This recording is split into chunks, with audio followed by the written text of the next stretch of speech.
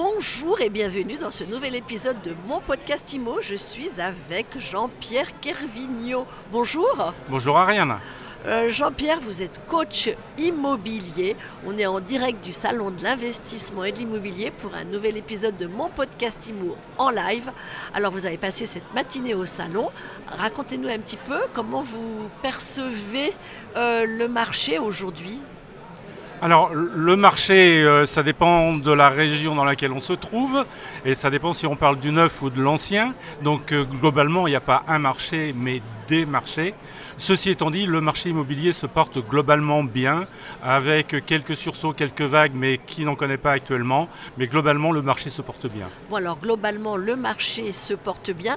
L'appétit des investisseurs, des acquéreurs, il est là pour la pierre. Encore faut-il qu'ils arrivent à décrocher un crédit. C'est un autre sujet.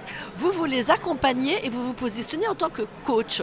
C'est quoi un coach en immobilier ? Alors un coach immobilier, c'est quelqu'un qui accompagne, qui conseille, qui prend par la main, on le dit comme on veut, des particuliers ou des investisseurs qui souhaitent investir dans un bien immobilier ou qui souhaitent vendre un bien immobilier, mais si possible sans passer par une agence, donc en évitant les frais d'agence et avec des frais qui sont beaucoup moins importants, de l'ordre de 10 fois moins importants. Vous vous positionnez comme un professionnel, mais vous n'êtes pas agent immobilier ni conseiller. Je suis professionnel de la formation pour des particuliers qui veulent investir dans l'immobilier, mais je les accompagne, c'est eux qui le font.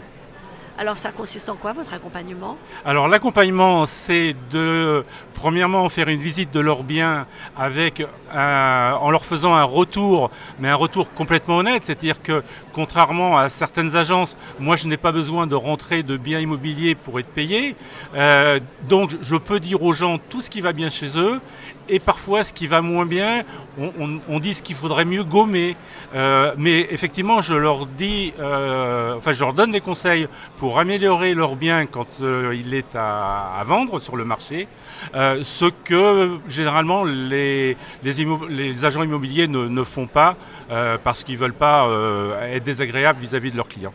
Donc pour qu'on comprenne bien, je viens vous voir si j'ai un bien à vendre. Est-ce que vous coachez aussi les acquéreurs ? Alors je coach aussi les acquéreurs, donc on définit ensemble un cahier des charges. Alors tous mes acquéreurs pour l'instant sont toujours venus à un cahier des charges en disant « moi je sais exactement ce que je veux, voilà ça tient sur un papier 21-29-7 ».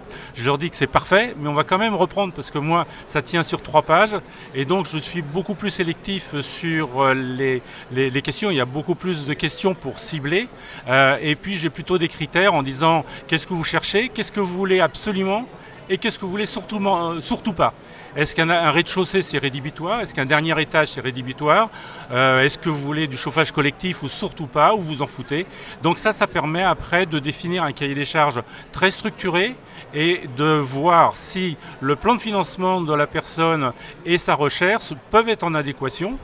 Donc soit ça peut s'arrêter là parce que le cahier des charges est suffisamment formalisé pour que la personne me dise bon avec ça moi je vais solliciter 10 agences et je me débrouille, ou alors ils me font confiance en me disant ben vas-y cherche et puis dis-moi ce qui pourrait m'intéresser, et à ce moment là je fais des recherches, je propose au client des biens qui correspondent à ses attentes avec parfois quelques aménagements, et puis en fonction de son intérêt je lui fais un dossier sur les estimations du bien vu par moi, sur les avantages, les inconvénients du bien et de sa situation, mais également je peux l'accompagner pour faire les visites. C'est arrivé au moins une fois sur 2, les gens finissent par me dire allez viens faire la visite avec moi puis tu me diras ce que tu en penses vraiment. Et là finalement vous chassez sur le terrain des chasseurs immobiliers.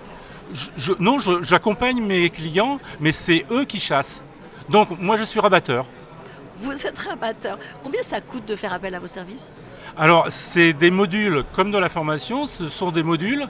Donc il y a 4 modules en gros pour faire un achat complet ou une vente complète, et en fonction du bien, les modules sont proposés soit à 360 €, soit à 420 €. Donc au pire des cas, si vous avez un grand appartement ou une maison à 1 million, je vais vous demander 4 fois 420 €. Donc voilà, alors c'est en gros parce qu'il peut y avoir des aménagements, mais en gros vous vendez une maison ou un bien pour entre 1 500 et 3 000 €. Mais le propriétaire travaille aussi. Ah, c'est lui qui travaille. C'est lui qui travaille moi, et vous le coachez. Je le coach, je l'accompagne, je le conseille, je l'encourage, mais c'est lui qui fait le boulot. Par contre, je lui donne les outils. Pour en savoir plus, on vous trouve où, Jean-Pierre Kervignot? Eh bien, on me trouve un peu partout pour les gens qui veulent bien chercher un petit peu.